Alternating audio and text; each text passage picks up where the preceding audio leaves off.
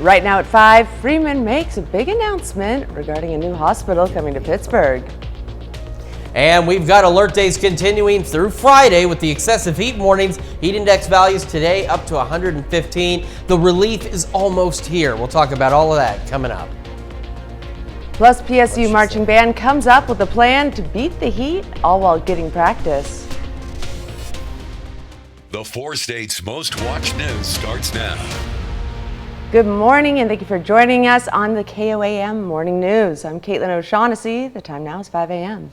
And I'm Chris Warner. So we're actually, not only do we have the dangerous heat to deal with, we are following developing news out of Joplin this morning. Now, yesterday evening, a power pole fire on the southwest side caused about 1,000 folks to be without power. This morning, more than 3,000 people are without power across the central portions of Joplin. Now, on Liberty's map, they've kind of consolidated the outages into slightly more regional or localized areas, but initially, these reports were coming in along Broadway from Rangeline to Main Street, and then roughly from Broadway down to 20th Street. But again, they've kind of consolidated these, but these even recently consolidated now to the southwest of 20th and Main. So not everybody in this area is without power, but at last count, almost 3,200 folks without power this morning. So we are working with our crews with trying to reach out to Liberty, and we've got Shannon Becker and others out there trying to determine what exactly has caused this significant outage across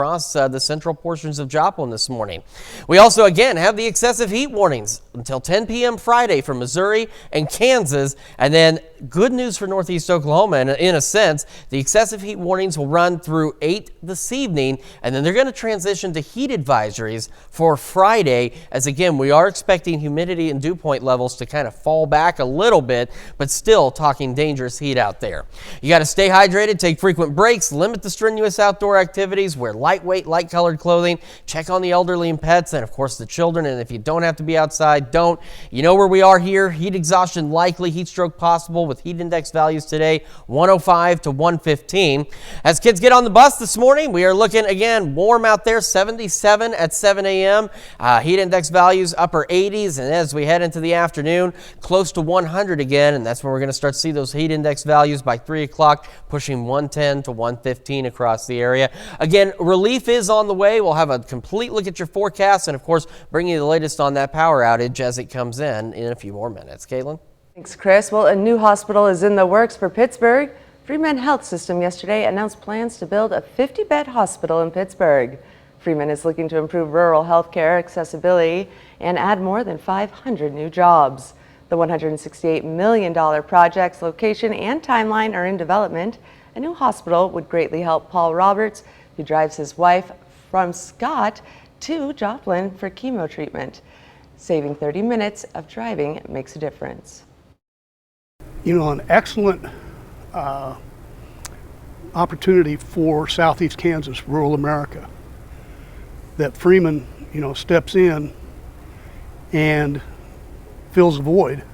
Fort Scott is basically rural, where our hospital shut down. It's doubly important to make sure that more rural communities have the health care that they need. There are hospitals that are closing, and we know that when a hospital closes, it has very detrimental impact on the residents of that area. Currently, Freeman has hospitals in Joplin and Neosho and other healthcare facilities scattered throughout southwest Missouri, southeast Kansas, and Oklahoma. And the Pitt State Marching Band had to come up with a strategy to beat the heat. The band moved its practice indoors in preparation for the first football game of the year next week. KOAM's Fernanda Silva has the story. Nathan Basso Dua and Lance Smith had a first-time experience this week. As members of the Pitt State Marching Band, they practiced indoors in the Placer Center. In the full 4 years I've been here, this is the first time we've ever practiced in this indoor spot. The goal? Beat the heat. It's very hot, our foremost concern is the safety of our students. A lot of morale just drops when the heat gets up there, and especially when we're playing, marching, and doing all this other stuff. So being in here is a really big help for just us concentrating and doing everything that we need to do for put marching on the field.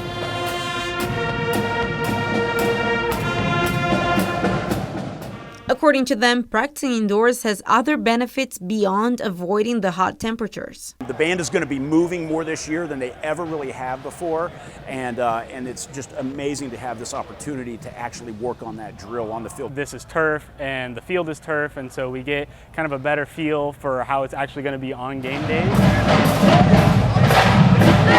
For game days when being outside is pretty much unavoidable, the band has another strategy: to wear lighter clothes. Full uniforms can get pretty hot because they're a little bit of a thicker texture, whereas we're going to be wearing just our t-shirts and shorts and a ball hat.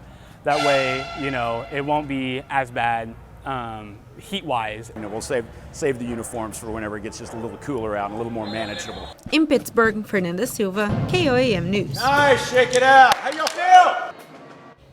The band members also interacted with the football team and even taught the athletes some PSU songs. The marching band's theme this year is Gorilla at the Oscars. For the first football game of the season, the band will be playing music from the movie Top Gun. And a big event at Missouri Southern yesterday welcomed students, faculty, and staff to a new school year and helped acquaint them with what the community has to offer. More than 100,000 businesses and organizations gathered at the Billingsley Student Center for Community Day.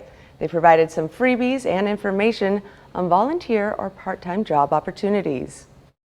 Probably missing out for sure, There's not a lot of ways that you can experience so many different companies all in one spot, I'd say, try and make it next year, It's a great place. You can a lot of different opportunities you can find. It's always important for you to just be exposed to these things, and that's what we do. We come here to be present for you, just to really make you aware of those opportunities. Classes for Missouri's Southern fall semester began on Monday. And that's a look at this morning's top stories and weather in our first 7 minutes, coming up on the KOAM Morning News. As we draw closer and closer to football season, we take a sneak peek at what fans of the Miami War Dogs can expect. Plus, we'll have why you shouldn't hug or kiss your pet turtles, no matter how tempting it may be.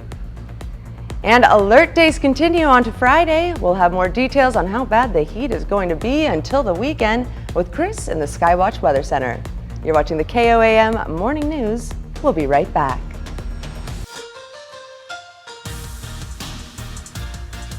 Well, this Friday is week 1 for high school football in Missouri. First week games can be played. Same deal next week with Kansas, but things are a little different in Oklahoma, where teams can play week 0 games as soon as this Friday.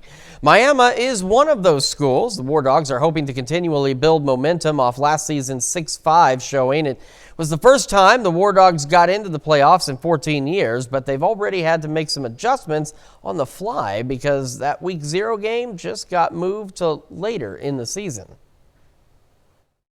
So today's a Wednesday for us, and going into Tuesday's practice, Tuesday morning we're preparing for a week 0 versus Dewey, and by Tuesday afternoon now we pushed that game due to the weather, just a agreement between the two schools, and now we're ready for week 1 versus Grove. So I have a little bit more time to prepare for Grove, but at the same time is a whole different scheme that we're preparing for. We got a lot of guys returning, especially that's the biggest thing. We're all older now. We got guys like Hayden Miller, Wayne Wells, draw a lot of double teams for us on the D-line, make a lot of plays for us, and then we got guys in the back like David Homer. No one gets past him, he's like a wall. It's nice to have guys back there that you can always trust during a game. One of the schools that has the luxury of a full indoor practice facility that it can utilize in times like this is Neosho. And we stopped by their practice yesterday. Neosho Wildcats getting a break from the heat and were still able to practice in their indoor facility. Neosho comes off a 4-6 season in 2022. However, the team had no trouble scoring points as the Wildcats averaged more than 40 points per game. This year, the goal remains the same as Neosho will begin their season on the road against Willard. Ever since I got here, we've just focused on getting better every single day. And so we're just focused on the things we can control. And so we're trying to live at a standard of expectations that we want to live at every single day, and our kids have done a good job of meeting that. This last week we've pulled it together as a team a lot. We have been flowing together as a team, and we just fixed a lot of things, and we feel a lot smoother and cleaner as a defense. The past 2 days, it's been a grind. We've been working really hard, and I feel like it's going to work towards Friday night. We have a really good group of kids over there, and I feel like we're going to do an amazing job on Friday. But here's some more info on how the temperatures are impacting this Friday's high school football action. Basically, Every game being played in the area is delayed to an 8 p.m. start time. All the ones you see on your screen, along with Joplin at Branson, Carthage and Republic, and Webb City's game with Nixa, to name a few. Those are from the Missouri schools with week 1 of their season. You've already heard about how week 0 in Oklahoma has been impacted. Miami's game pushed back to week 3 where they were scheduled to be off. Kansas schools have jamborees scheduled for this Friday, and they're all getting pushed back to 8 p.m. like the ones in Parsons and Frontenac. Humboldt says that it's not participating in the jamboree at Parsons even after the time change. Well, still to come, India's spacecraft successfully lands on the moon, making it the 4th country to have done so. Plus, we're going to talk more about that dangerous heat across the area and when it will eventually go away when we come back. Welcome back to the KOAM Morning News, 5:16 now on this Thursday morning. So a quick update. We know in the Joplin area there's now about 3,500 folks without power this morning. We are working on reaching out to Liberty Utilities and finding out what information we can about that. And we'll keep you updated through the morning on that situation. The other thing we got to talk about is the excessive heat warnings. Kansas, Missouri still run until 10 o'clock tomorrow. They'll expire at 8 this evening in northeast Oklahoma, and then they'll be replaced with heat advisories as we head into our Friday. As I mentioned, Friday, the humidity and dew point levels are going to be a little lower. Still dangerous heat, but they'll be a little bit lower out there, so our heat index values will improve slightly. So again, if you do have to be outdoors, stay hydrated, take frequent breaks, limit those strenuous outdoor activities, wear the lightweight, light-colored clothing, check on elderly pets, the children, because we're still in this range, 105 to 115 degree heat index values today, making heat exhaustion likely and heat stroke possible. Now, as kids get on the bus, here at 7 a.m., we're looking at 77, partly cloudy, heat index values upper 80s out there, and then by the time they get home about 3, pushing close to 100 degrees, heat index values in that 105 to 115 range. Now, we haven't had to show you the future track in a while, but we get to, because as we head into this evening, 1 or 2 pop-up storms are possible. They're not very likely, but they're possible, so at least 1 or 2 of us may get some rain. As we head into Friday evening, we'll see a few more of these pop-up storms. Again, not very many, but at least a couple additional ones. And then by Saturday morning, we see a little bit more shower and thunderstorm activity. Still fairly scattered, isolated out there, but at least we do get some. And as we head into Saturday evening, some additional scattered thunderstorm activity possible as well. So we got some rain and some good relief on those temperatures on the way. In Joplin, we're sitting at 79, feels like 82. Dew point, humidity, again, both up there across the area. Around the region, we're sitting 75, Iola, 78, Fort Scott, Nevada, 75, Pittsburgh, 73, Parsons, 77, Miami, and 78 in Neosho. And again, our dew point's doing a little better today, or at least this morning, as they're in the low to mid 70s for the most part across the area. So we're actually back into the muggy to soupy range, but they'll still rise a little bit as the morning goes on. So our heat index values aren't as extreme as they have been the last few mornings for early in the morning. We're going to look at partly cloudy skies through the morning, go into the upper 80s by late morning. Highs again today, upper 90s, lower 100s out there with those partly cloudy skies. Again, a stray shower or 2 possible this evening, otherwise partly cloudy, hot and warm overnight, back into the upper 70s, lower 80s once again. We're still going to be hot tomorrow, right around 100. And then after that, still warm, hot Saturday, low 90s. We got those thunderstorm chances coming in through Monday. And then look at these temperatures. We're talking mid to upper 80s, overnight lows in the low 60s.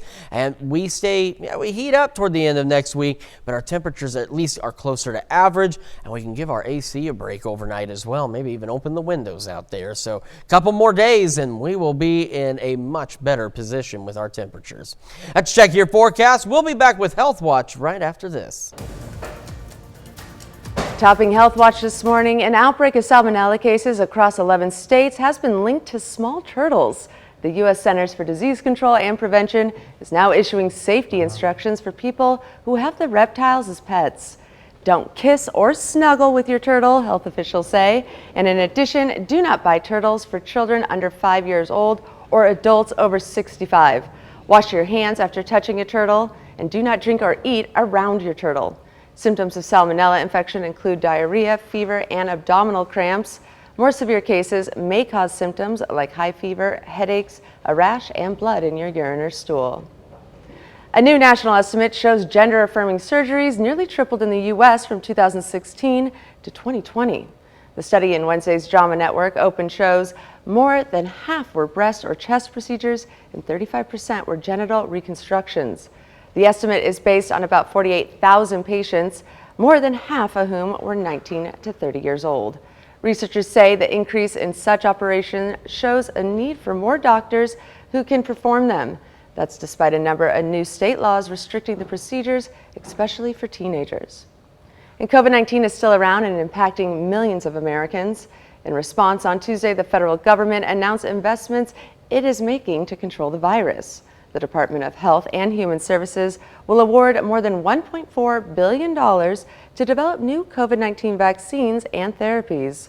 $1 billion will go to 4 companies that will lead clinical trials of new vaccines, while drug maker Regeneron will receive $300 million to test and develop a new monoclonal antibody to protect people who do not respond well to vaccines.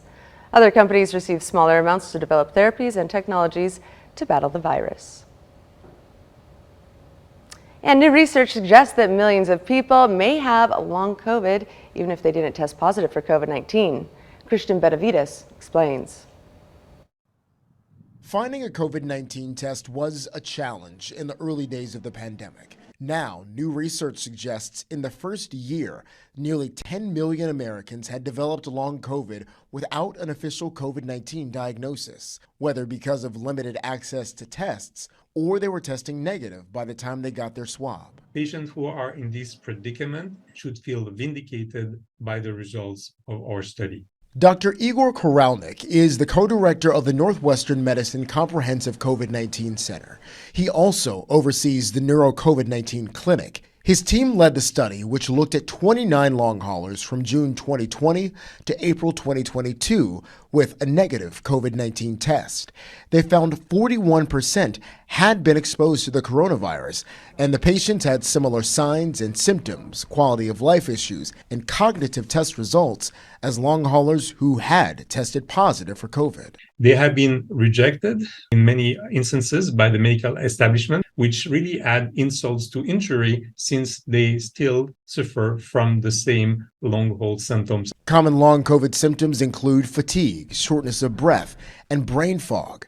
About 30% of post-COVID clinics require a positive test to see patients. That's something researchers say needs to change so more people can get the care they need. Jared Hill, CBS News, New York. Nearly all patients in the study were women, and the average age of the patients was 43 years old. Preliminary testing of wastewater in the United States has detected a new highly mutated coronavirus variant. That's according to a risk assessment posted Wednesday by the Center for Disease Control and Prevention. The CDC did not give details on where the BA.2.86 positive wastewater sample was, but said it was part of routine monitoring through its national wastewater surveillance system. Around the world, 9 sequences of new variants have been reported from human COVID-19 infections, 3 in Denmark, 2 in the United States, 2 in South Africa, 1 in the UK, and 1 in Israel. It has also been detected at low levels in wastewater for Switzerland. And 1 person died after being bitten by a mosquito with a serious virus, and health officials are urging people to protect themselves against the insects. 2 cases of the eastern equine encephalitis have been reported in Alabama, including the death. The virus has also been detected in horses in New York, but so far no human cases have been reported there. EEE can be very serious. About 30% of people infected die. People older than 50 and younger than 15 are the most at risk. A few cases are reported every year in the U.S., typically in the eastern and Gulf states. The CDC says wearing bug spray and clothes that cover your skin are the best preventions against mosquito bites. And one of the top-ranked hospitals in the country is now billing patients who ask questions of their doctor through the patient portal. The Mayo Clinic in Rochester, Minnesota began billing patients last week. The hospital says certain criteria must be met before it'll issue a bill. The patient must first reach out to their healthcare provider. If the question asked requires a doctor to make a diagnosis or clinical decision, the hospital will then bill that patient.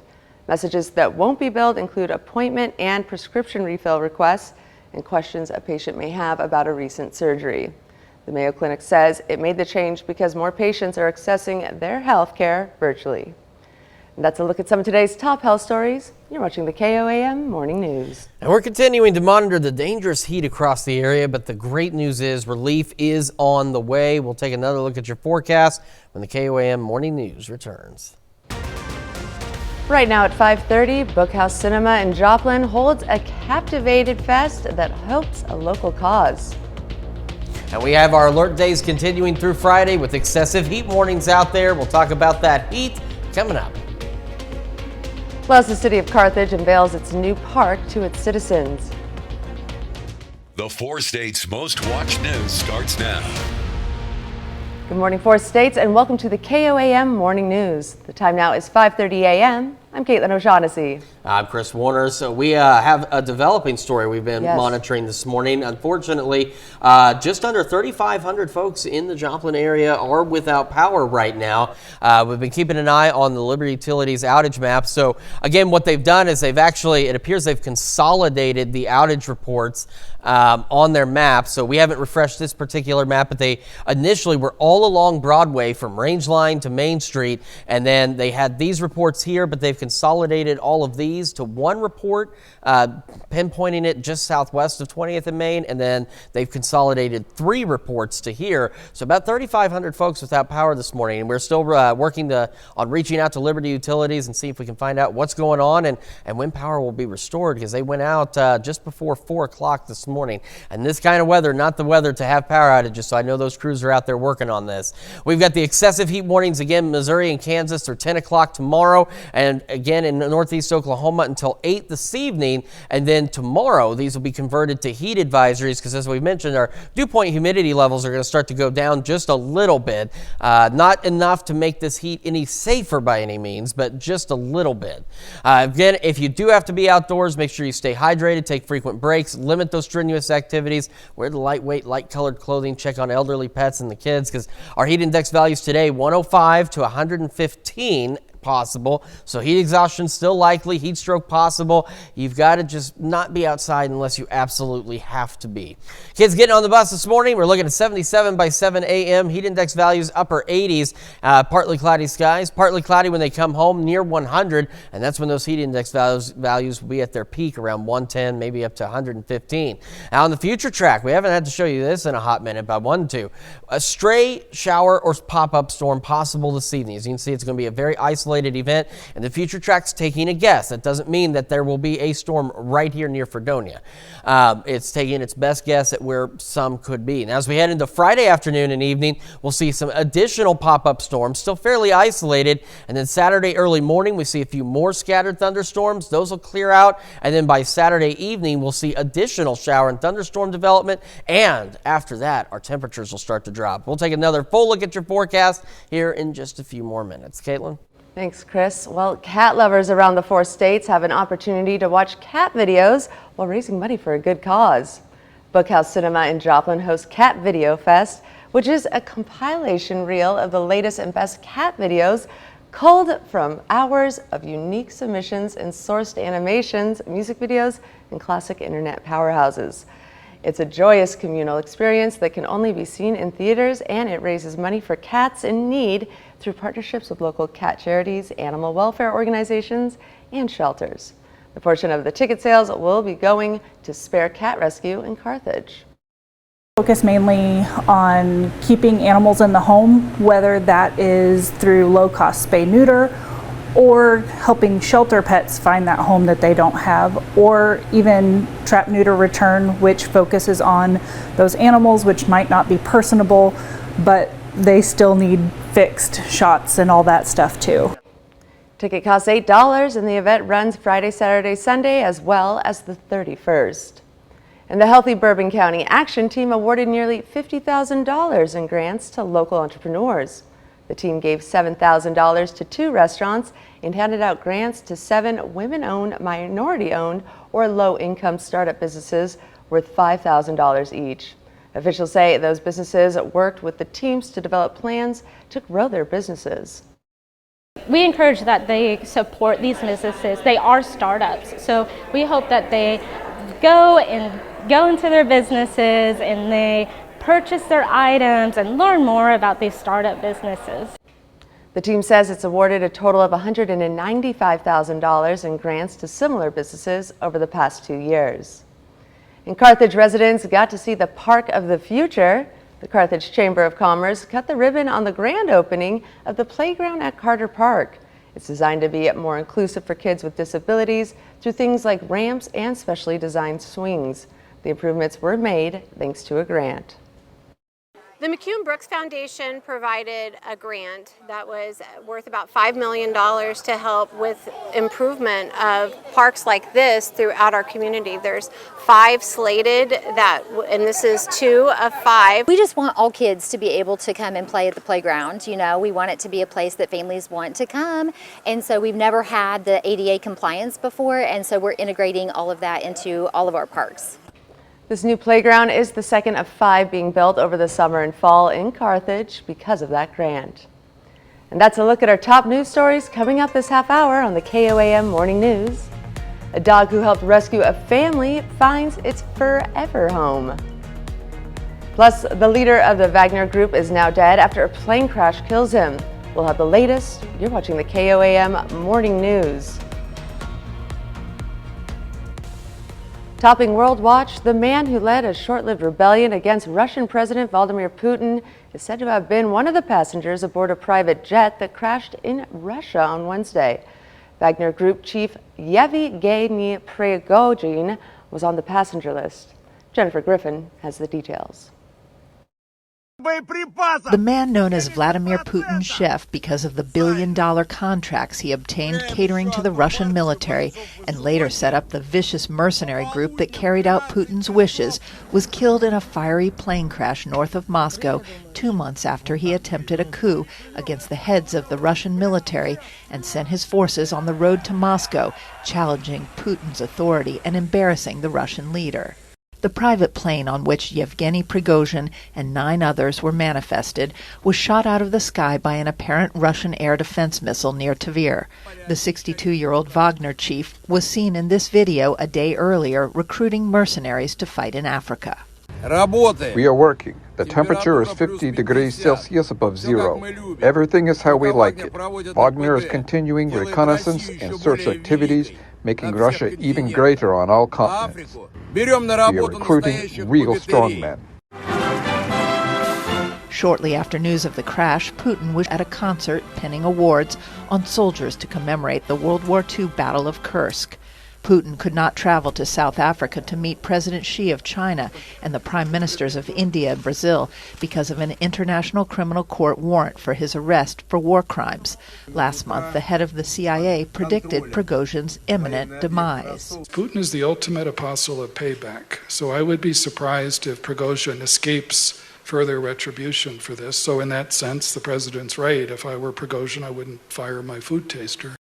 President Biden, vacationing in Lake Tahoe, responded to the news. There's not much that happens when Russia is Putin's not behind, but I don't know enough to know the answer. I've been working out for the last hour and a half. The National Security Council issued the following reaction. If confirmed, no one should be surprised. The disastrous war in Ukraine led to a private army marching on Moscow, and now it would seem to this. And at least 20 people are dead as a result of wildfires raging across parts of Greece.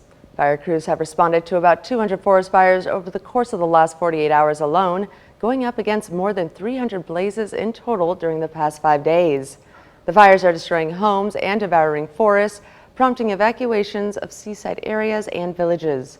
Greece's largest fire is burning out of control in the northeast near the city of Alexandroupolis, and another one is still going strong outside of Athens.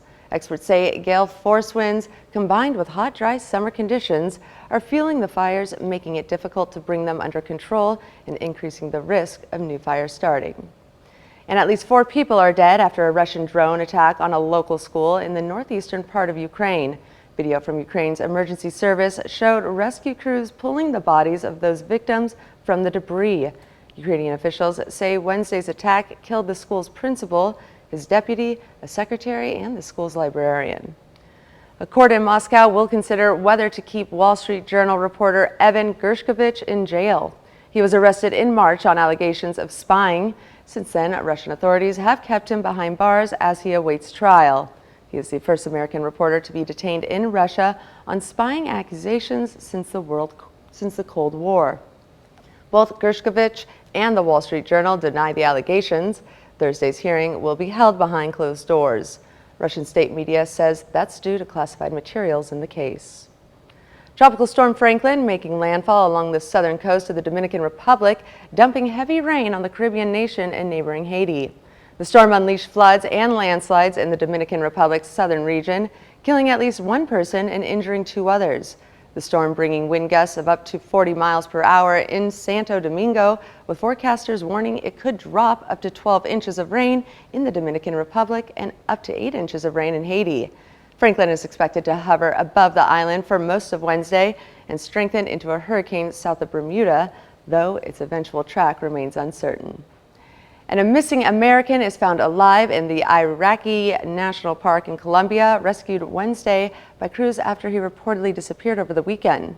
The man, Dwayne Dabrowski, was in the Iguaki Flora and Fauna Sanctuary Forest, which is about 110 miles north of the capital city of Bogota. Colombian civil defense authorities reported the rescue, releasing images of Dabrowski getting help from paramedics while lying on a stretcher. It is unclear how he became lost in the forest in the first place. Details about his condition have yet to be released. And a monument commemorating Kosovo Albanians who rescued Jews from the Holocaust during World War II is introduced. The Wall of Honor now stands in a park in the capital of Kosovo. Some of the rescuers, descendants, and political leaders were on hand for the occasion. U.S. Ambassador Jeff Houvener and former U.S. Congressman Joseph Diogardi were also in attendance. Some 500 Jews lived in Kosovo during World War II, then part of former Yugoslavia. Many were arrested, deported to nearby prisons or Nazi-managed camps, and almost half of them died. Local Albanians helped scours of Jews to escape, usually taking them to neighboring Albania.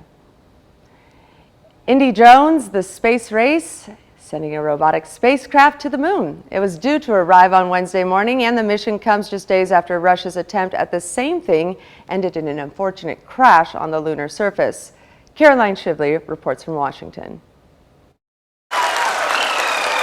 This control room in India burst into applause as the Chandrayaan-3 unmanned lunar module landed on the moon Wednesday morning. The hard work of the entire ISRO community has come to fruition. It was a major milestone for the country's burgeoning space program, just one of many missions they're planning in the coming decades. We will be now looking at putting the man in space, putting a spacecraft around Venus, and landing a craft in Mars. This follows Saturday's crash of a Russian unmanned spacecraft on the moon, which had taken off to much fanfare, an embarrassment for the program that launched the first satellite into orbit. Although even failure has its plus side, unmanned crashes can reveal software problems or design flaws and even expose deeper parts of the lunar surface to be explored by future missions. The competition for manned and unmanned missions to the moon is heating up between governments and now private entities. The U.S. has a number of private companies getting into the game, including Blue Origin and SpaceX, and India is now opening up its space program to private investors. This success belongs to all of humanity. There's more than just bragging rights at stake. The moon could hold millions and possibly billions of dollars in minerals and rare metals underneath its surface, including those that use nuclear fusion technology. And that's a look at some of your biggest headlines from around the world. We'll be right back.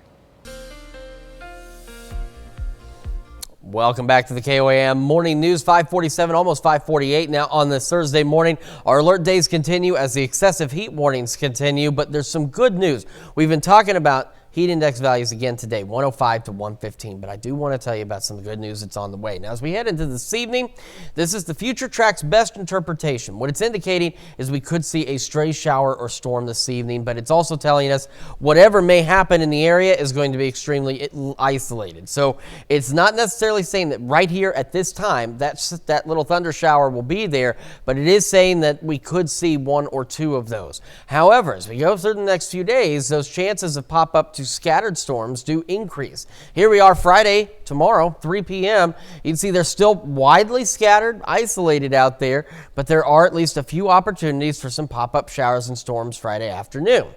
Then we go into Saturday early morning and we see a few more isolated to widely scattered shower and thunderstorm chances across the area. And as we head towards sunrise, these will start to die out as well. Then we go into Saturday evening and we see another nice little round of potential showers and thunderstorms across the area. So Saturday and then into Sunday, some decent chances, not great chances yet, but we'll keep watching this for at least some rain activity out there. And the best part is after the good rain chance of Saturday, we see our temperatures start to fall down, and that is going to be wonderful.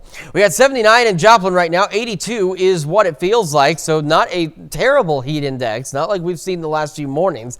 At 75, Iola, 77, Fort Scott, Lamar, 76 in Pittsburgh, 73, Neodesha, Parsons, 77, Miami, 78 in Neosho. So we're doing a little better. In fact, even our dew points are as well, as they are in the low to mid 70s for the most part across the area. Now, they're still uncomfortable. We're still in that muggy to soupy range, and some of them will climb a little bit higher and closer to that miserable range, but they have improved, and so our heat index values again through this morning are not nearly as high as what they have been. And that's why also now Missouri and Kansas, the excessive heat warnings run until Friday at 10 p.m. But for Northeast Oklahoma, they'll expire at 8 this evening, and they'll be replaced with a heat advisory for Friday, as again we're looking to see our dew point humidity levels drop just a bit. Not enough to make the heat safer per se, but to at least bring the heat index values down just a little.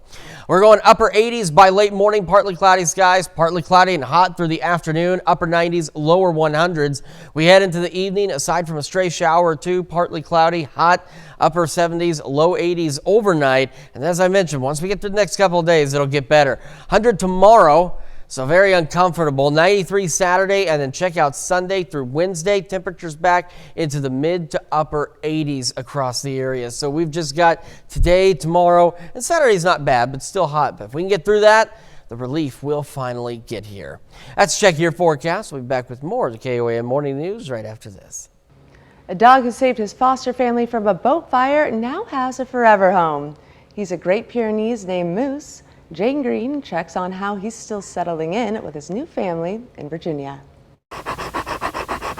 It's hard not to fall in love with a sweet fellow like that. Even on a hot day, Moose can be seen exploring his new yard. Sierra Lucas recently adopted him from the Portsmouth Humane Society. She'd been following News 3's stories about him closely. He rescued his foster family from a fire a few weeks ago. The day after the fire, he was adopted, but it wasn't a good fit for that family, so he went back to the shelter.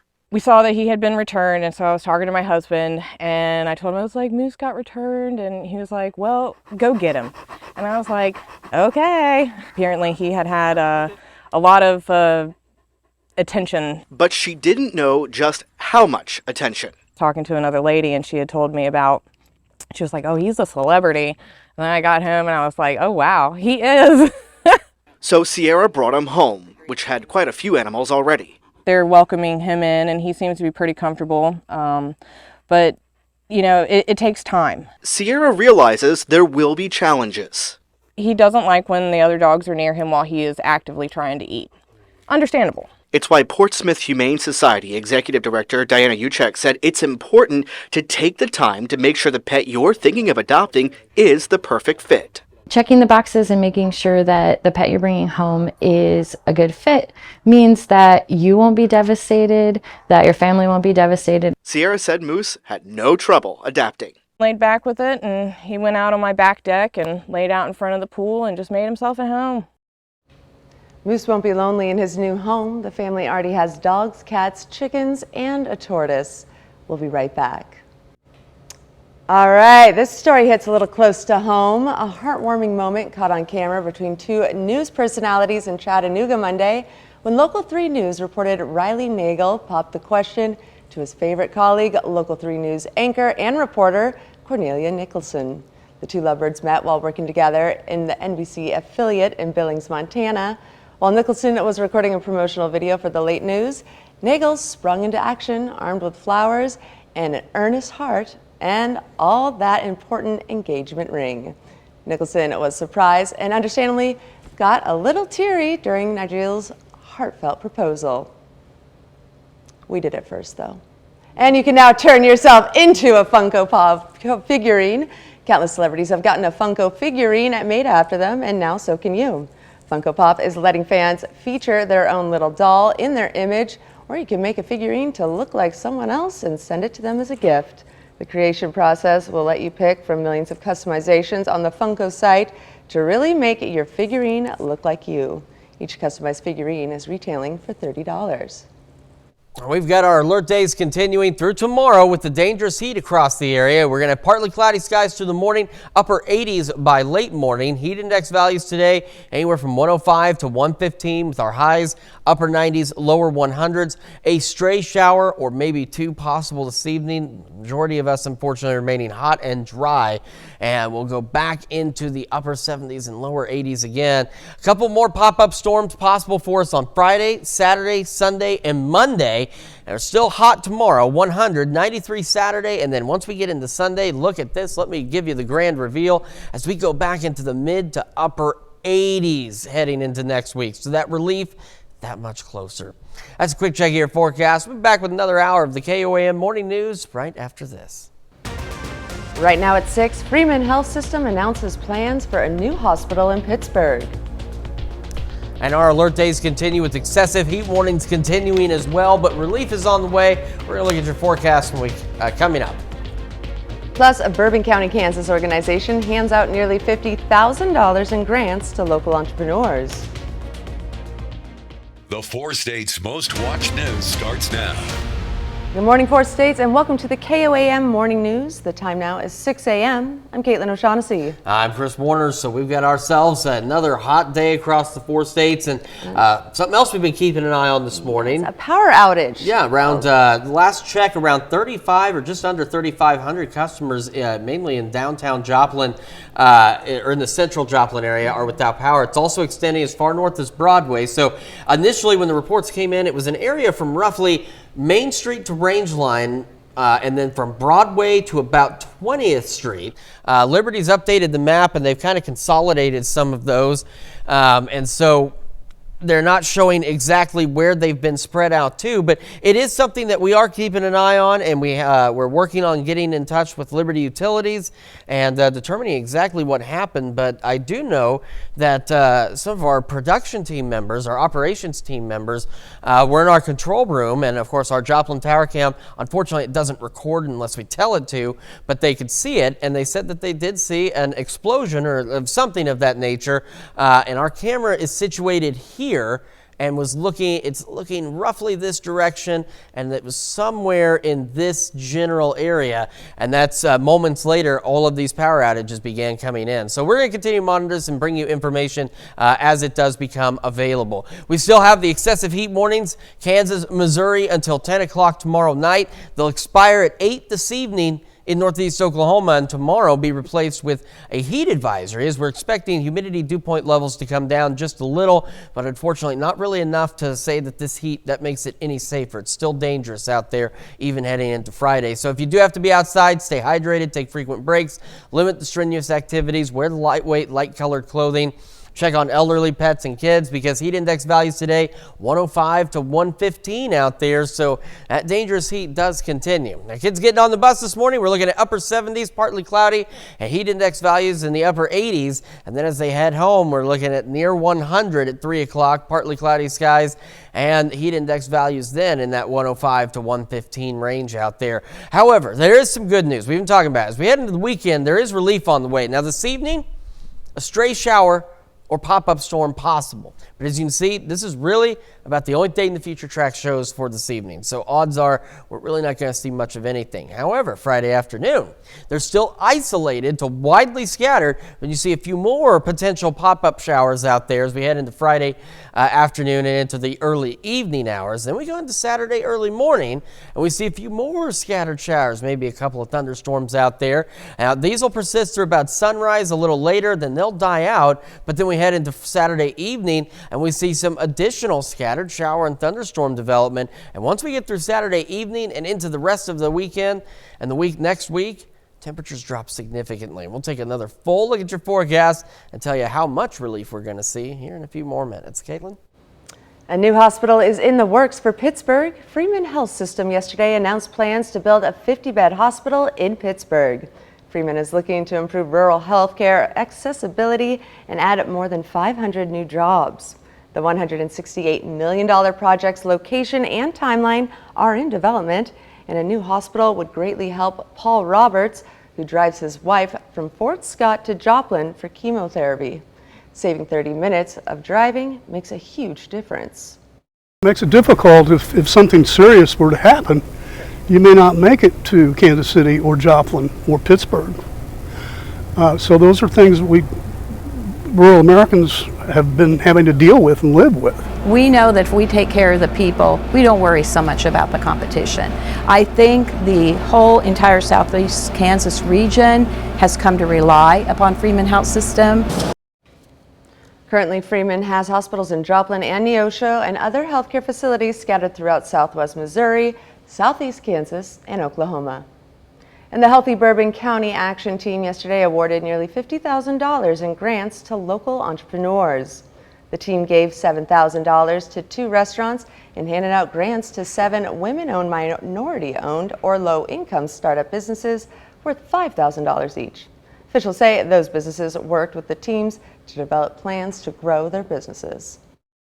Make the daycare safer by getting a security system and getting more sensory activities and alerting system, so that way we're not just a play daycare anymore. We'll be more focused on learning for the kids too.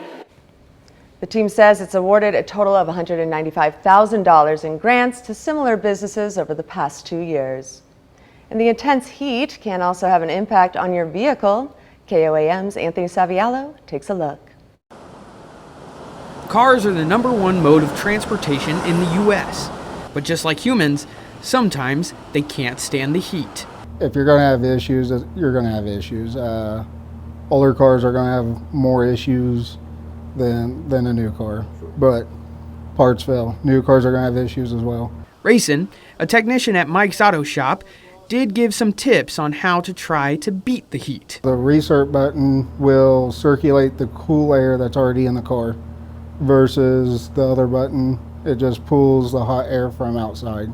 Check your coolant levels, make sure that they're where they need to be, and keep an eye on your temperature gauge. However, your engine isn't the only thing you should worry about.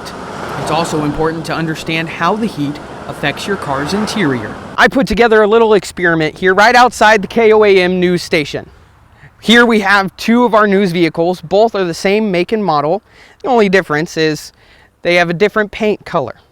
Now on the inside they both have the same black interior, and another difference is one has a sun shield, one does not. They both started out at about 100 degrees, and we're going to check in about half an hour just to see what the difference in temperature actually is. It's been about 20 minutes. My thermometer here right now is reading about 97 degrees. We're going to put it inside our unshielded car for about 30 seconds and see what the temperature is. After about a minute of the thermometer being in the vehicle, the temperature reads almost 108 degrees. Still very hot. We'll check the other one out and see if there's any difference. After about a minute of being in our shielded car, our thermometer still reads about 105 degrees, meaning that there's only a 3-degree difference between a shielded and unshielded car, which means you need to take extra precautions, making sure that there are no children or animals left unattended in your car, because in these temperatures, it gets dangerous. Reporting at the KOAM news station, I'm Anthony Saviello, KOAM News. And Mr. Johnson also mentioned that it's important to remember that letting your car idle to cool down can also cause major issues. That's a look at this morning's top stories and weather in our first 7 minutes. Coming up on the KOAM Morning News. The nation's latest mass shooting has left at least 4 people dead and at least 6 others injured. Plus, why there is new punishment for college staff who break bathroom rules in Florida. And Chris Warner returns with another look at your Thursday forecast. You're watching the KOAM Morning News. We'll be right back. Topping Nation Watch this morning, the nation's latest mass shooting has left at least 4 people dead and at least 6 others injured. One of those dead is the gunman. It happened at a historic bar popular with bikers in Southern California's Orange County. Donna Backus has the latest from Los Angeles. Police in Orange County say the shooting happened around 7 p.m. inside Cook's Corner Bar and Restaurant in Trabuco Canyon during Spaghetti Night. Officials say the incident may have stemmed from a domestic dispute and say the suspect, a retired law enforcement officer, shot and killed his wife. Deputies then confronted a male subject that was armed with a gun. At that point, a deputy involved shooting occurred, and that involved multiple deputies.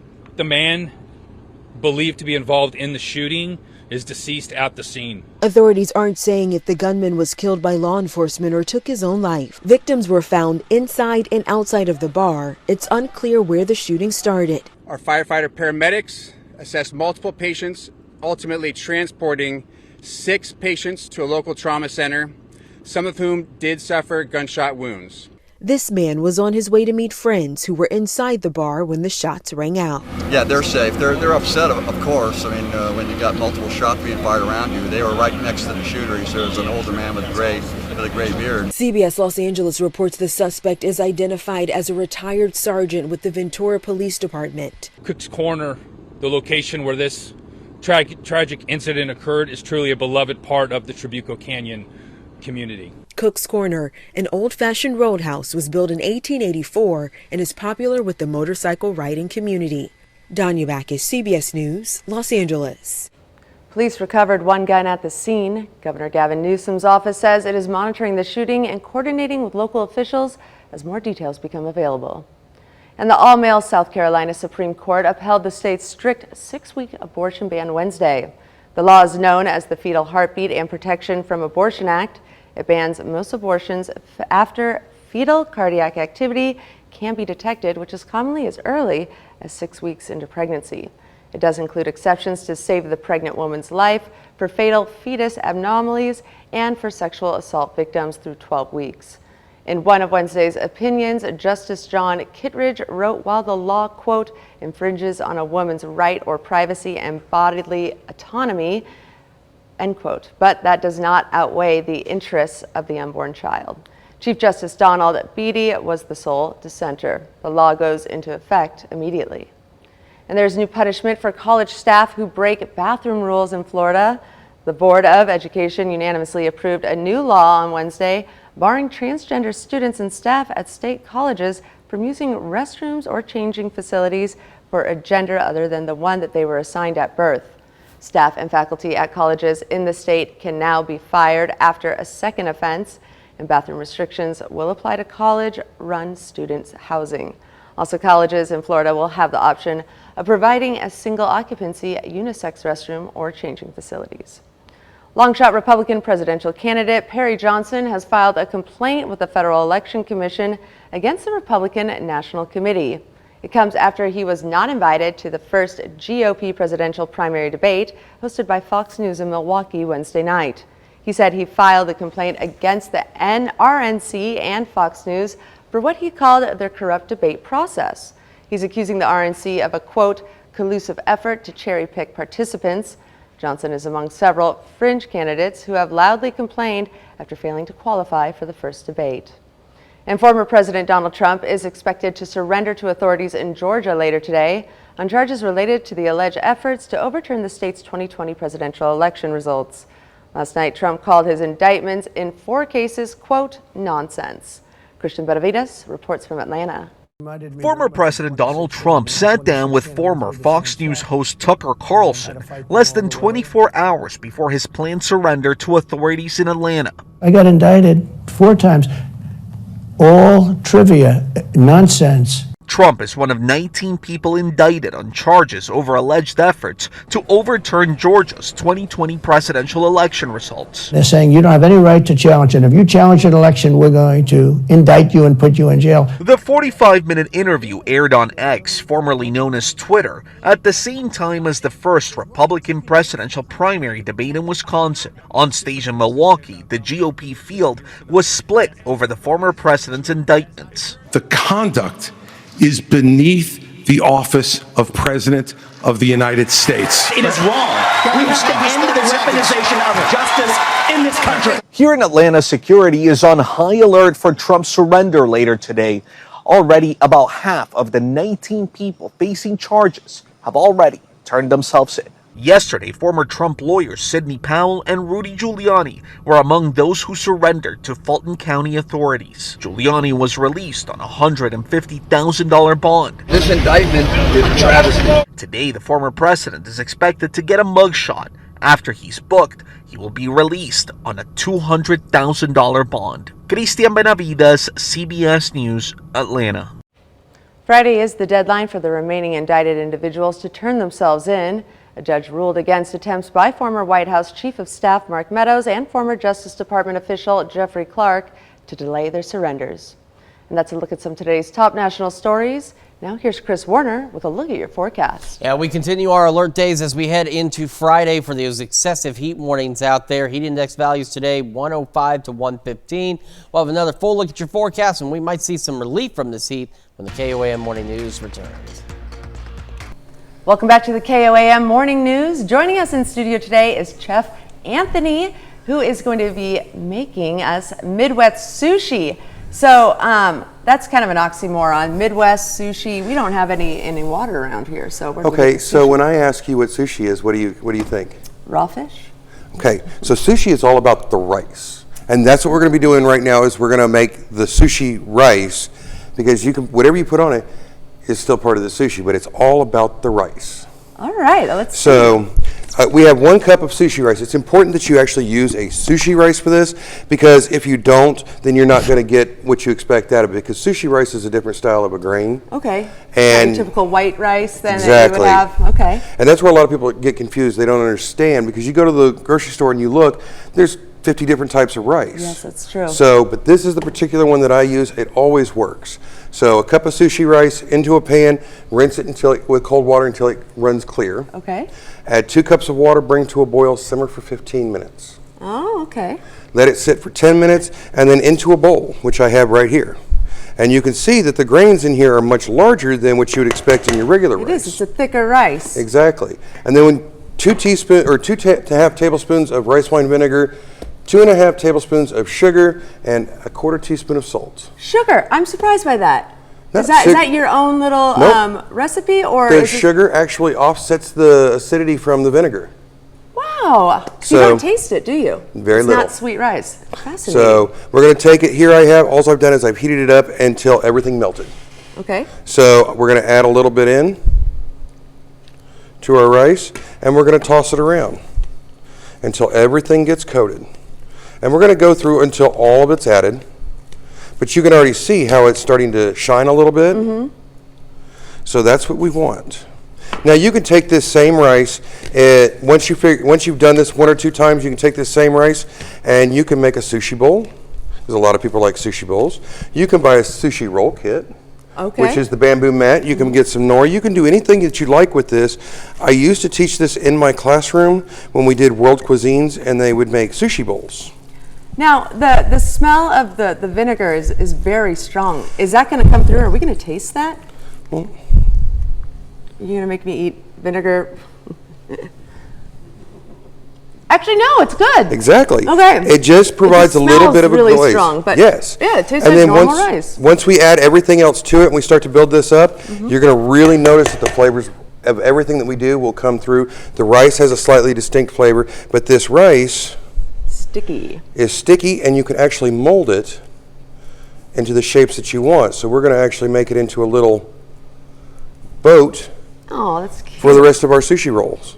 So we'll actually be able to build this up, design it how we want it, lay everything into it so we build up our flavors and come up with something unique and interesting for the Midwest. Oh, I'm excited about this. Join us. We have more after this of the next step of how to make Midwest sushi with Chef Anthony. We'll be right back. Welcome back to the KOAM Morning News, 624, about 625 now on this Thursday. We still have our alert days with the excessive heat warnings for Kansas and Missouri running until 10 o'clock tomorrow night. The excessive heat warning northeast Oklahoma will expire at 8 this evening, and then tomorrow will be replaced with a heat advisory. Now, that could get changed, but at this point, they're anticipating a heat advisory to go into effect tomorrow because, as mentioned, our humidity and dew point values are slowly dropping. They're actually even a little bit lower today. It does not make this heat any safer. It just reduces that heat index value just a little bit. So again, today, tomorrow, if you don't have to be outside, don't. But if you do, stay hydrated, take frequent breaks, limit those strenuous outdoor activities, wear lightweight, light-colored clothing, check on the elderly and pets because our heat index values once again today are at 105 to 115 degrees possible across the area.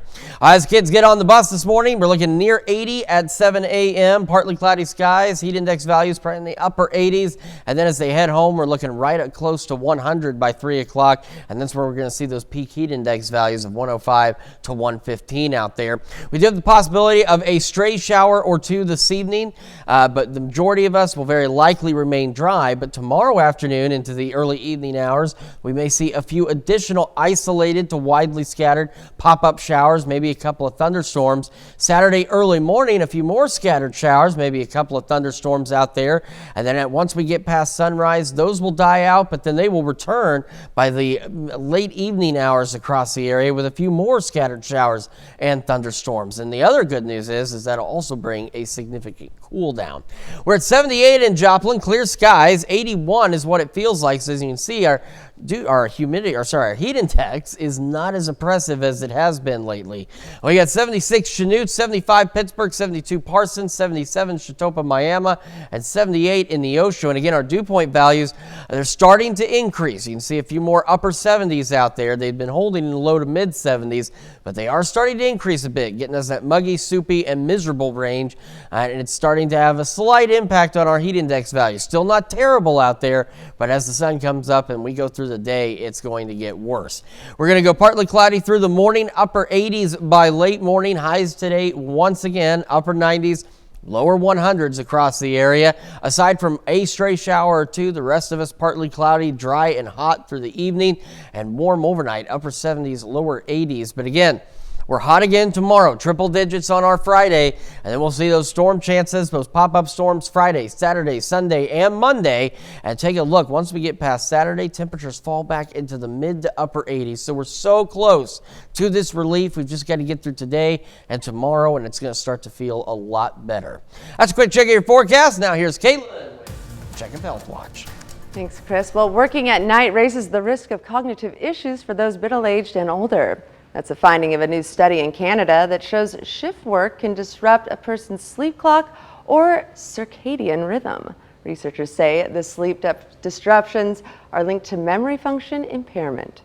And more evidence that defibrillators save lives. New research presented at the European Society of Cardiology finds using an automated external defibrillator, or AED, on someone experiencing sudden cardiac arrest significantly improves the patient's 30-day survival rate, especially when it takes an ambulance 6 to 8 minutes to reach a scene. Researchers say AEDs should be located in areas where ambulance response times are likely to be more than 6 minutes. And a new device that attaches to a smartphone may help doctors spot wounds that are becoming infected. A team of international scientists say the device, called SwiftRay 1, measures body heat and allows advanced imaging of wounds that reveal bacteria that may be under the skin. Researchers believe the device may lead to more effective telemedicine assessments. And that's a look at some of today's top health stories. We'll be right back. Right now at 6:30, 100 plus businesses and organizations descended on the campus of MSSU for Community Day 2023. And our alert days continue with excessive heat warnings through Friday. We'll talk about how hot it's going to get and what you can expect for your day ahead coming up. Plus, the Carthage Chamber of Commerce unveils a new playground aimed at improving inclusivity.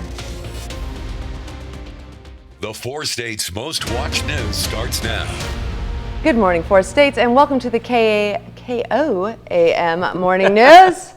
I'm Caitlin O'Shaughnessy. I'm Chris Warner. I think the most important part of that is the AM portion because AM. boy, it is AM. It is Thursday, and boy, we have had just a week with the heat out there. Right, and now there's power outages. So Yeah, I mean, the worst time for your power to go out. Oh, absolutely. So, in terms of the outage so far with Liberty Utilities, so again, this map has not refreshed itself yet, but what they've done is initially these were along Broadway from Main to Range Line and then stretching back down toward 15th Street, and they've consolidated them into a number of just little dots here along Broadway, and then they've consolidated all of these into an area just southwest of 20th and Main.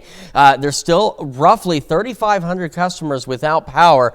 We have not been able to make contact yet with Liberty. We're working on that to determine what the cause of this outage is and when the estimated time to get them back online is. According to Liberty's outage website, these outages could persist through about 8 to 9 o'clock this morning. And as you know, our temperatures are really going to start to heat up across the area. So City of Joplin does have cooling centers if it does come to that for some of those folks in the central and northern portions of Joplin. We have our excessive heat warnings again, Kansas and Missouri through 10 o'clock tomorrow night. Now, Northeast Oklahoma, the excessive heat warnings will expire at 8 this evening. And then tomorrow, a new heat advisory will go into effect out there as, again, our dew point and humidity levels are dropping just a little. But unfortunately, that doesn't make a big difference. This heat's still dangerous. So, again, if you don't have to be outside, don't. If you do, stay hydrated, take those frequent breaks, limit the strenuous activities, wear the lightweight, light-colored clothing, check on elderly pets and kids because heat index values today in that 105 to 115 degree range. As kids get on the bus this morning, we're looking at about 77 at 7 a.m. Partly cloudy skies, heat index values starting to push upper 80s, and by the time the bus brings them home, partly cloudy, near 100, and that's when we're going to start to see those peak heat index values in that 105 to 115 range. There's relief on the way and even some rain chances in our forecast. We'll talk about all of that, and of course, we'll bring you the latest on the power outage in Joplin as it becomes available. Caitlin? Thanks, Chris. Well, the Pitt State Marching Band had to come up with a strategy to beat the heat. The band has moved its practice indoors in preparation for the first football game of the year, which is happening next week. Since Monday, the PSU band has had the chance to play in the Plaster Center for the first time. They're also using the Bicknell Center to practice. Being in here is a really big help for just us concentrating and doing everything that we need to do for put marching on the field. We would be out in the heat like we were all week last week doing our camp. We were blessed with some wonderful weather. We got really lucky, just got a little steamy on Friday, but we were all good. The band members also interacted with the football team and even taught the athletes some PSU songs. Another strategy the band will adopt to keep themselves healthy in extreme temperatures is wearing lighter clothes instead of their traditional uniforms until the temperatures cool down. And a big event at Missouri Southern yesterday welcomed students, faculty, and staff to a new school year and helped acquaint them with what the community has to offer. More than 100 businesses and organizations gathered at the Billingsley Student Center for Community Day. They provided some freebies and information on volunteer or part-time job opportunities.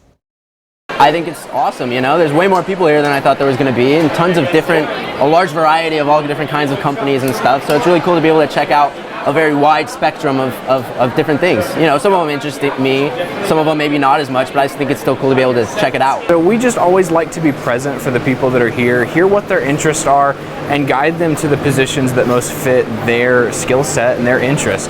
You know, I think the number one thing to remember is that there's always something for you, and you can always learn things. Classes for Missouri Southern's fall semester began Monday. Carthage residents got to see the Park of the Future. The Carthage Chamber of Commerce cut the ribbon on the grand opening of the playground at Carter Park. It's designed to be more inclusive for kids with disabilities through things like ramps and specially designed swings. The improvements were made thanks to a grant. The McCune Brooks Foundation provided a grant that was worth about $5 million to help with improvement of parks like this throughout our community. There's 5 slated and this is 2 of 5. We just want all kids to be able to come and play at the playground. You know, we want it to be a place that families want to come, and so we've never had the ADA compliance before, and so we're integrating all of that into all of our parks. The new playground is the second of 5 being built over the summer and fall in Carthage because of this grant. Cat lovers around the 4 states have an opportunity to watch cat videos while raising money for a good cause. Bookhouse Cinema in Joplin hosts Cat Video Fest, which is a compilation reel of the latest and best cat videos pulled together from hours of unique submissions and sourced animations. It's a joyous communal experience that can only be seen in theaters, and it raises money for cats in need through partnerships with local cat charities, animal welfare organizations, and shelters. A portion of ticket sales will be going on for the cat rescues in Carthage. An annual event at theaters across the country. It's produced by Oscilloscope Laboratories. They usually have some pretty offbeat independent films, but they put this together. And across the country, it raises money for cat shelters and people who dedicate their lives to helping cats. Tickets cost $8 and the event runs Friday, Saturday, Sunday, as well as the 31st. And that's a look at our top news stories coming up this half hour on the KOAM Morning News. Why a British company is looking to cut glass out while helping wineries here in the U.S. Plus, we've got our alert days out there, and I know our producer is going to kick me, but I have some good news. Just heard back from Liberty Utilities. Apparently, wildlife interference with their equipment is what caused this outage, and all customers should be restored. If you don't have power, it should be back on here shortly. So that problem has been solved, which is great news because we've got another hot day ahead of us. We'll have another full look at that forecast when we come back. in Consumer Watch this morning, traditional glass bottles are thought to make up more than half of the carbon footprint for the wine industry. But a British company is looking to cut glass out while helping wineries here in the U.S. create more local jobs. CBS's Ian Lee has the story from London. Uncorking the future of greener wine starts in this English factory. We've got more than 5,000 bottles stacked. This is 5,000 bottles right here. 5,000 bottles sat right here. Call it Card Bordeaux. After all, these are wine bottles made from paper. The overall carbon footprint is much, much, much lower on a paper bottle than it is the equivalent glass bottle. We believe it's up to 6 times lower. The first few hundred... Frugal Pack product director J.P. Grogan designed the bottles and the machine that makes them. How long do one of these bottles hold up for? For red wine, we're seeing sort of in excess of a year and a half. For white wine, sort of in excess of 12 months. The contraption pinches, folds, and molds more than 2.5 million bottles every year. A plastic insert holds the liquid, and all materials are 100% recyclable. The whole idea is that we locate the machine close to the producers of the beverages to just limit the amount of movements. Allowing bottles to be made locally saves on hauling heavy glass. My first thought was this could be very successful.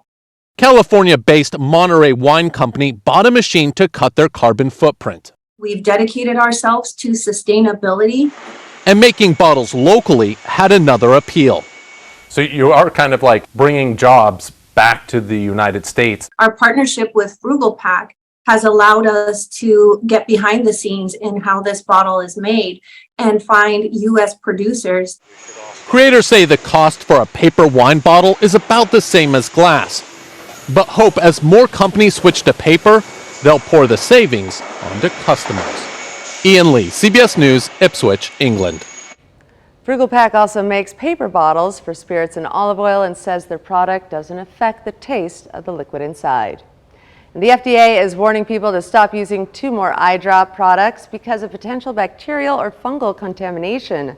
Regulators say Dr. Burns MSM Drops 5% solution and Light Eyes MSM Eye Drops Eye Repair could cause vision and life-threatening infections, though no one is believed to have reported a problem. And the Labor Department has announced a settlement with the company that runs Dollar Tree and Family Dollar to improve worker safety. Under the agreement, the company will find the root causes of the OSHA violations cited at multiple stores, including blocked exits, unsafe storage of materials, and improper access to fire extinguishers. Federal regulators say the company is paying $1.4 million in penalties and could face future fines if hazards are not fixed. And the pumpkin spice latte is back at Starbucks for its 20th year. The coffee chain has also unveiled 2 new fall drink flavors, the iced apple crisp oatmeal shaken espresso and iced pumpkin cream chai tea latte, as well as a new baked apple croissant. Coffee lovers can also get their pumpkin spice fix at Dunkin' Donuts, which released their fall flavored drinks last week. And that's exactly what I'm going to do after this broadcast. But that's it for Consumer Watch. Now let's take it to Chris for a look at your forecast. Yeah, we've still got our alert days out there for the excessive heat warnings and that dangerous heat. And just a quick reminder, if you missed it, we just received word from Liberty Utilities just a few minutes ago that the outage should be restored at this point in Joplin. So customers should be back with power. And it was what they called wildlife interference with their equipment that did cause that outage. But everyone should be back online now. With this dangerous heat, we will continue to keep these alert days, as I mentioned, through tomorrow. Relief is on the way. Even some rain is on the way. We're going to talk about all of that here in just a few more minutes. It's also about time to celebrate birthdays and anniversaries, and you know those are coming up after the break. Before we get to those, let's check in with these fine folks in New York and see what they've got coming up on CBS Mornings. I'm Nate Burleson. Coming up on CBS Mornings, Marsha Cross played iconic characters on Melrose Place and Desperate Housewives. The actor joins us to talk about her latest role in the off-Broadway dramedy, Hey the Rider. That's coming up on CBS Mornings.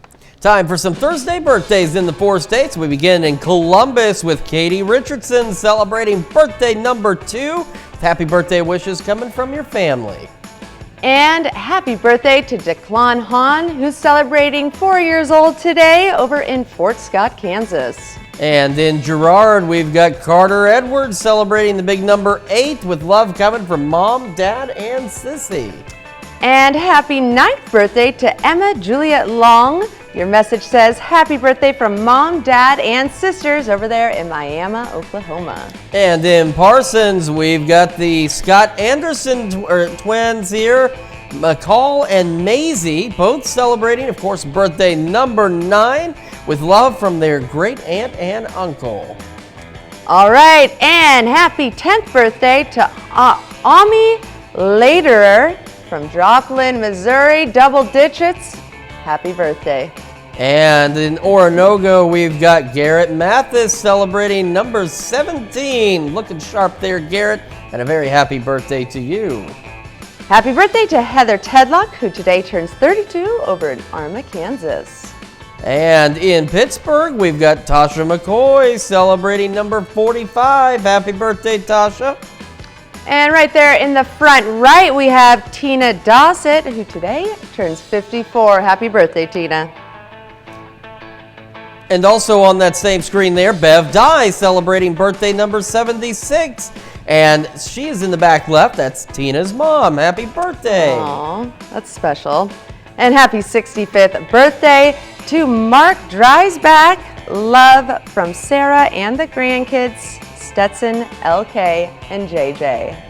And we've got a 32nd anniversary going out to Fred and Dawn Robinson in Galesburg. Very happy anniversary to the Robinsons. Over in Cherryville, Kansas, we have a birthday girl, Carlene Smith. Happy birthday. And our neighbors in Crestline, Danny O'Hara celebrating another year wiser. Very happy birthday to you, Danny. Man, this is like the 3rd day straight that this list has been phenomenal. We've had a lot of pictures, a lot of great notes. Let's keep this up, Caitlin. Absolutely. And you can submit your birthdays and anniversaries to us right here at the station at birthdays@KOAMnewsnow.com. Be sure to include pictures, any fun little messages, and we want to celebrate you and your loved ones on your special day. We certainly do. And you can celebrate yourself a little bit if you go sign up for the KOAM Birthday Club. All you have to do is go to KOAMnewsnow.com, sign up for that birthday club. You get special deals from local businesses. You also get a special birthday message from your friends here at KOAM. So head over to that KOAMnewsnow.com, sign up for that birthday club today. All right, let's take a look. We've got our alert days continuing through tomorrow because of this excessive heat warnings until 10 p.m. Friday for Kansas and Missouri. They'll expire at 8 this evening in northeast Oklahoma. And at this point, they're going to replace them with a heat advisory. Now, that could change if anything changes in the forecast, but they're planning to replace it with a heat advisory as we head into Friday. So again, if you don't have to be outside, don't. Otherwise, stay hydrated, take frequent breaks, limit the outdoor activities, wear lightweight, light-colored clothing, check on elderly and pets because we have heat index values today of 105 to 115. So that dangerous heat does continue. Kids getting on the bus this morning, 7 a.m. We're looking at 77 degrees, partly cloudy, heat index values upper 80s. And as they head home about 3 o'clock, partly cloudy near 100. And that's when those heat index values will be at their worst at that 105 to 115. As we head into this evening, a stray pop-up storm or two possible. Unfortunately, really not much expected there.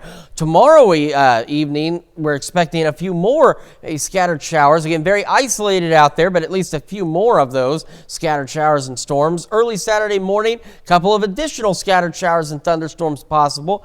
They'll kind of die out after sunrise, but later in the evening, another round of some showers and thunderstorms may make its way into the area, bringing us not only much needed rainfall, but once we get through this rain Saturday evening, we're going to have a much cooler week ahead of us. Take another full look at your forecast, and we'll have the news you need to know right after this. And coming up when the KOAM Morning News switches over to Fox 14, and that happens at 7 a.m. We'll tell you about a FedEx delivery man who's being hailed as a hero for going beyond the call of duty by taking on a rattlesnake.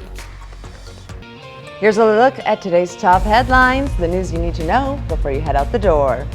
Freeman Health System yesterday announced plans to build a 50-bed hospital in Pittsburgh. Freeman is looking to improve rural health care accessibility and add more than 500 new jobs. The $168 million project's location and timeline are in development. A new hospital would greatly help Paul Roberts, who drives his wife from Fort Scott to Joplin for chemo treatment. Saving 30 minutes of driving makes a difference. The Healthy Bourbon County Action Team yesterday awarded nearly $50,000 in grants to local entrepreneurs. The team gave $7,000 to 2 restaurants and handed out grants to 7 women-owned, minority-owned, or low-income startup businesses worth $5,000 each. Officials say those businesses worked with the teams to develop plans to grow their businesses. The Pitt State Marching Band had to come up with a strategy to beat the heat. The band has moved its practice indoors in preparation for the first football game of the year, which is happening next week. Since Monday, the PSU band has had the chance to play center for the first time. They're also using the Bicknell Center for practice. Another strategy the band will adopt to keep themselves healthy in extreme temperatures is wearing lighter clothes instead of their traditional uniforms. And the Carthage Chamber of Commerce cut the ribbon on the grand opening of the playground at Carter Park. It's designed to be more inclusive for kids with disabilities through things like ramps and specially designed swings. The improvements were made thanks to a grant. This new playground is the second of 5 being built over the summer and fall in Carthage because of that grant. That's a check of today's top headlines and news you need to know before you head out the door. All right, excessive heat warnings alert day today. Heat index values 105 to 115. Partly cloudy, temperatures upper 90s, lower 100s. Could see a stray shower this evening. Majority of us hot and dry. Partly cloudy and as well overnight warm, upper 70s, low 80s for our lows. We're going to go triple digits again tomorrow, and then we're still going to be a bit warm on Saturday, low 90s, but we start to see pop-up storm chances Friday, Saturday, Sunday, and Monday. And once we head into Sunday, look at those temperatures, much better. So they go mid to upper 80s. All right, we're almost there. And coming up today at noon, we're making Amish pickled beets in the Mr. Food Test kitchen. And your morning news continues on KOAM with CBS Mornings. Next on CBS Mornings, a breakdown of last night's Republican presidential debate that focused mostly on the one candidate who wasn't there, former President Trump. Plus, candidate Nikki Haley joins the show live. Or you can switch on over with us on Fox 14, where your only local morning news continues. This morning, we welcome back Chef Anthony in studio, and he continues to make his Midwest sushi. Plus, Captain Will Davis from JPD will be joining us in the studio to tell us all about some bridges that have recently been renamed after fallen officers. That's going to wrap it up for us for now. We will see you back here tomorrow morning at 5 a.m. And we'll see you again today at noon.